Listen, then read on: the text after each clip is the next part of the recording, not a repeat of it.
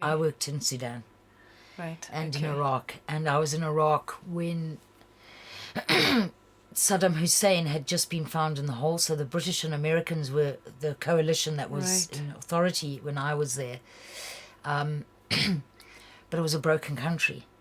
And so Yeah. water was hard to access. Yeah. And So how do you food do and logistics in a situation like that? Yeah. so that was Okay. very high stress. Right. Okay. So how does this tally with, or because maybe this is a good point to kind of go into the addiction. Let me just call it an addictive personality, but the personality of addiction, which had started before, had kind of had its moments of coming up and sort of subsiding, but now were you aware during this period of the mind clearance, because you're being tested, right? You can't be pitching up doing mind clearance. No. Colonel Dyke ran a And any dry stuff. contract. Any of us working for him, we were not allowed to drink on contract. We were drug tested. So if they picked up marijuana or opiates or anything else, any recreational. So they were dry contracts. But I realized before this, I had started using an over-the-counter medication called Pain Stop.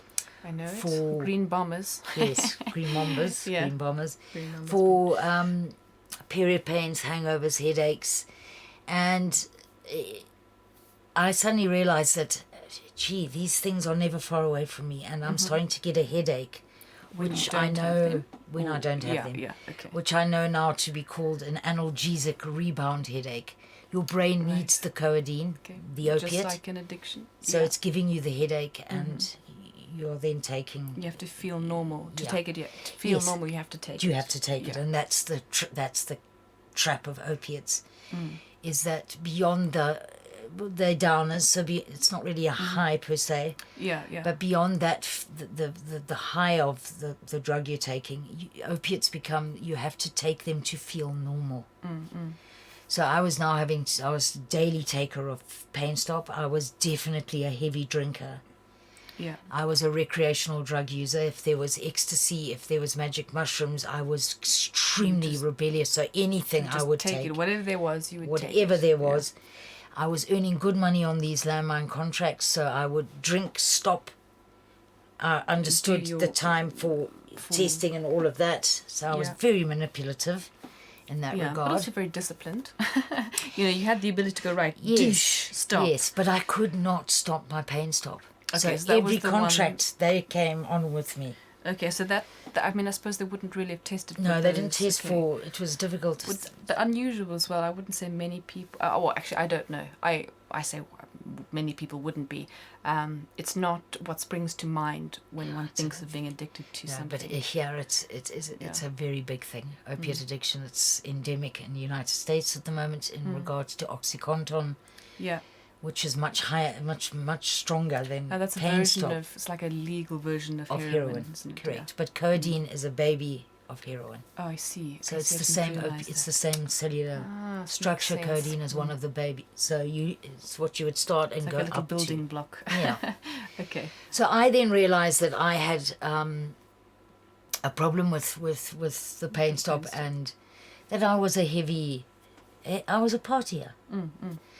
But the mind clearance work allowed me to not face that addiction, because the addiction issues, because I could go on contract for 3 months and not drink or smoke marijuana. Yeah, and also you can fool yourself often. Yes. So I was fooling myself, and marijuana was very much in my life. And at that stage, it was I was smoking it as a rebellious thing. It wasn't. I had not yet seen the miracle of the medicine that it can be used For. Yes. Yeah.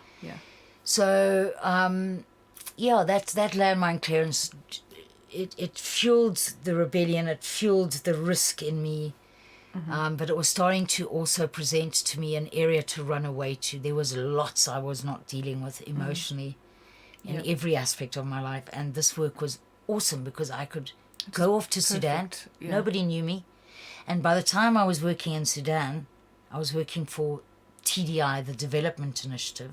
Okay. And my boss did not mind that he understood how hard it was in Sudan. So we were allowed after work to go to the various bars and fraternize with the other NGOs that were there. Right, yeah, and the just UN have a drink or biggest two. mission that the UN had was in South Sudan. Mm. And so I was there for 3 years with Mindtech. And what work were you doing there?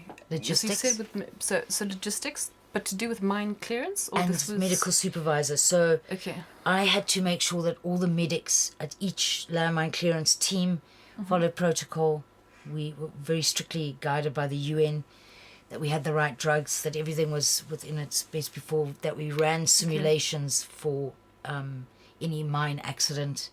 Okay. I had to watch things like dengue fever or Right, hepatitis, all of the related belt of the world, meningitis. issues that you could have. Yes. Okay. So the general health accreditation with the UN. Okay. And are there refugee camps that you're moving through, or you're stationed next to? What's the kind of we were based in Juba, structure? Okay. and we had fly camps in the areas. So Malakal, which was an area you could only get to on the barge. It's right on the border of North and South Sudan.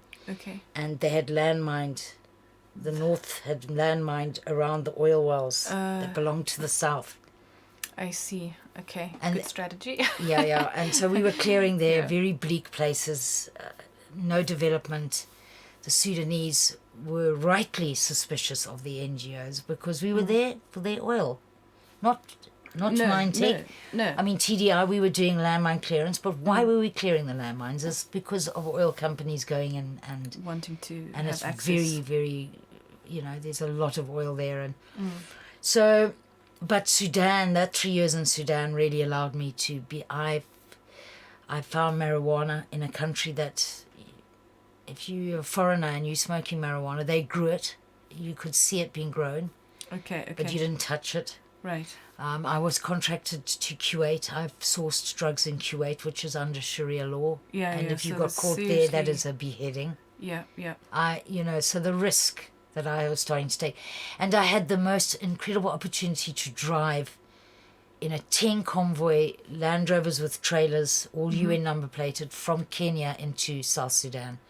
So we drove through Kenya, through Uganda, Wow. into South Sudan, Okay. through I was going to say, no Arua. wonder you need marijuana. Yeah. Those And that kinds of whole journey, I was trips. looking for cat, the stimulant that the Is that the one you Somalians chew? and yes, You chew that one. yes. Yeah. So Yeah. the team leader of that convoy was always having to watch me, always having. I did my work well, but I was difficult to manage, Yeah. Yeah. And so Sudan was very difficult. I overdrank because you couldn't sleep. It was so hot. There were so many mosquitoes. I got into Sudan. I had to get all of our medics accredited with the UN. I'd obviously picked up malaria on the drive. I ignored it. And I had to be air evac'd to Nairobi to hospital with Okay. borderline cerebral malaria. Okay. As the medical supervisor, that is a no-no. I thought I Yeah. was so brave and I had done the right thing. In fact, Okay. it was very, very poor, Well, very probably in Poor- hindsight rather. poor choices. Yeah. I should have, as a medical supervisor, look after myself. But at Yeah. that time, I never put myself first. And if I did, it was done in a narcissistic, inauthentic way. Yes. It was not done from a, From I a need heart. to be strong so that those around me can. Can be cared for and the Can right be or cared for, supported or yeah. Okay. So Okay. I was very sick with malaria, which reoccurred twice. Yeah, because that cerebral malaria is very difficult to get rid of Yeah. often. And because I'd left it for so long, it's not really a different strain. It's just that the plasmodium has built up to a point where it starts to clog the cerebral vasculature. Yeah. Yeah. Anyway, Sudan, it was at that point I probably realized I'm running away. I need to change You need to things. sort something out. Yeah.